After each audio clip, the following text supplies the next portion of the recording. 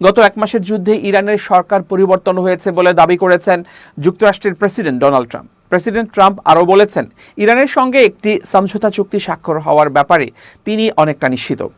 গত রোববার যুক্তরাষ্ট্রের প্রেসিডেন্টের সরকারি বিমান এয়ারফোর্স ওয়ানে ভ্রমণের সময় প্রেসিডেন্ট ট্রাম্প বলেন, আমরা ইতোমধ্যে ইরানের সরকার পরিবর্তন করে ফেলতে পেরেছি।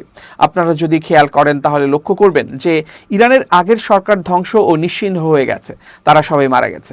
এখন আমরা আলোচনা করছি এমন কিছু মানুষের সঙ্গে, যাদের সঙ্গে আগে কেউ কাজ করেনি, তারা সম্পূর্ণ ভিন্ন একদল মানুষ। তাই আমি একে শাসন ব্যবস্থার পরিবর্তন হিসেবেই বিবেচনা করব।